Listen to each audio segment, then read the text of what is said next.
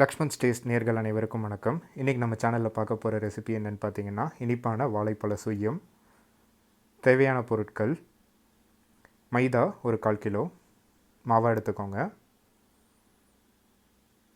வெல்லம் ஒரு 100 கிராம்,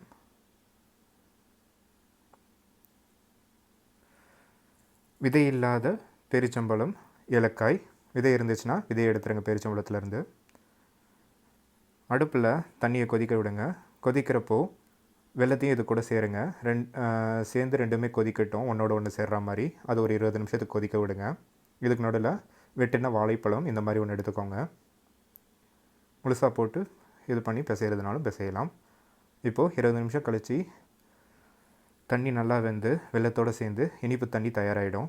இப்போது மைதா மாவோட பேரிச்சம்பழம், விதை இல்லாதது, ஏலக்காய், வாழைப்பழம், அதுக்கப்புறம் சுத்திகரிக்கப்பட்ட இனிப்பு தண்ணி, இது எல்லாத்தையும் அது கூட சேர்த்து எல்லாம் ஒன்றோட ஒன்று சேர்கிற மாதிரி நல்லா பிசைஞ்சிங்க அப்படின்னா சுய்யம் மாவு தயாராகிடும். இப்போது அடுப்பில் கடாயை வச்சு எண்ணெயை ஊற்றி எண்ணெயை நல்லா கொதிக்க விடுங்க.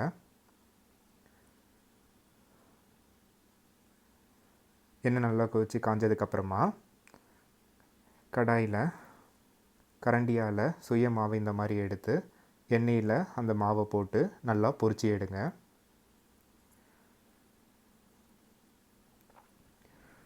ஒரு பக்கம் மட்டும் சேராமல் எல்லா பக்கமும் அந்த எண்ணெயில் போட்டு அந்த சுய மாவு பொரிச்சு எடுக்கப்பட்டிருக்கணும். இந்த மாதிரி எண்ணெயை எல்லா பக்கமும் சேர்த்து விடுங்க. ஒரு பக்கம் மட்டும் இது பண்ணாதீங்க.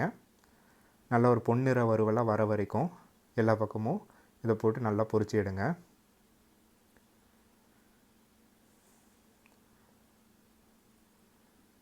இப்படி பொன்னிற வறுவலாம் வந்துருச்சு அப்படின்னா சுய்யம் சாப்பிடுவதற்கு தயார்னு அர்த்தம்.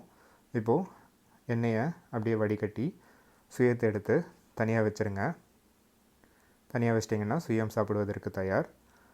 சுய்யம் கூட இது ஒரு இனிப்பான உணவு.